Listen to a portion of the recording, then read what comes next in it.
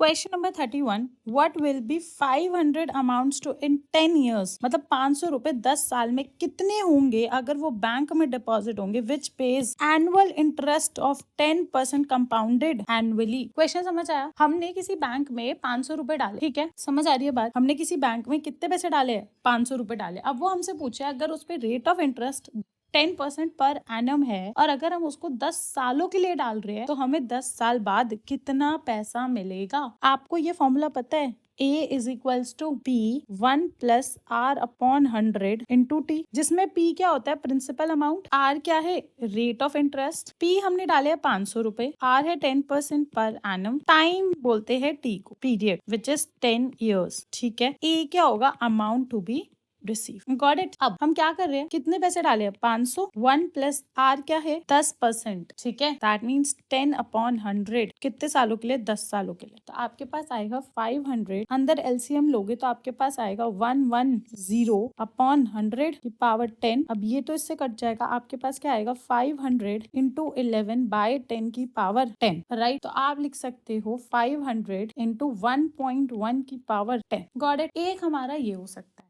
दूसरा, अगर मैं आपसे पूछूं कि जीपी यूज करके अगर निकालना है, ठीक है, क्योंकि आप तो किसी भी चीज से सॉल्व कर सकते हो, बट अगर आपको क्वेश्चन में बोल दिया कि यूजिंग जीपी ही फॉलो करना है और फिर ही आप इसको सॉल्व करोगे, तो अब आप क्या कर सकते हो? दूसरा मेथड ये है कि आप एक बात बताओ, आपने पहले कितने पैसे डाले? 500, उस पे मुझे रेट ऑफ इंटरेस्ट कितना मिलेगा? 10%, राइट। तो आप क्या करोगे? 500 में 10% ऐड कर दोगे, इतना ही पैसा मिलेगा। अब दोबारा ये री इन्वेस्ट होके फिर आपको कितना देगा? ये जो आपने फिगर निकाली थी, ठीक है, इस पे कितना मिलेगा? 10%। समझ आ रहा है कैसे बढ़ रहा है? बेसिकली अब आप इसका 10% फिर से रिसीव करोगे। पहले जो अमाउंट डाला, ये अमाउंट आपने कमाया इस साल, ठीक है। अब यही अमाउंट जब आप दोबारा इन्वेस्ट करोगे तो आप इसी पे ही 10% और कमाओगे, 10% ऑफ। समझ आया? ऐसे ही ये चलता रहेगा। अब पहली टर्म क्या बनेगी? 500। सेकेंड टर्म क्या बनेगी? 500 plus 10% of 500 will be what? 550, right. उसके बाद आपने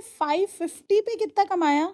10% ऑफ 550, राइट। तो आपके पास क्या सीक्वेंस बन रहा है? 500, 550, 605, ऐसे ही चलता रहेगा, राइट। अब मुझे एक बात बताओ, अगर हमें देखना है कि ये सीरीज है, ये हमें कब मिल रहा है? इतना हमने इन्वेस्ट करा, हमें एक साल बाद इतना मिलेगा, तो हम बोल सकते हैं ये एंड ऑफ फर्स्ट ईयर है। ये कब मिलेगा पैसा? End of second year. समझ आ रही है बात? अब आपसे पूछ रही हूँ मैं कि इसमें अगर अब आप 605 रुपए दोबारा इन्वेस्ट करोगे तो आप इस पे 10% कमाओगे इंटरेस्ट, तो आपको टोटल पैसा कितना मिलेगा? 665.5, राइट। ऐसे ही चलता रहेगा। अब आप मुझे एक बात बताओ, ये सीक्वेंस हमारा बन गया। अब इसमें चेक करते हैं कि क्या कॉमन रेशियो सेम है। एक बार चेक करते हैं, second divided by first term is 1.1, और अगर हमने थर्ड टर्म को डिवाइड करा है सेकेंड टर्म से तो आपके पास क्या आ रहा है? फिर भी आपके पास आ रहा है 1.1। इसका मतलब ये सीक्वेंस या ये सीरीज हमारी जीपी है। अब आपको क्या निकालना है? इसकी 10th टर्म। क्यों 10th टर्म निकालनी है? क्योंकि हमें 10 साल बाद, अगर हमें फर्स्ट टर्म ये रिप्रेजेंट कर रही है कि हमें एक साल बाद कितना पैसा मिलेगा, तो हमें 10th टर्म क्या रिप्रेजेंट करेगी कि हमें 10 साल बाद कितना पैसा मिलेगा। ए कितना है?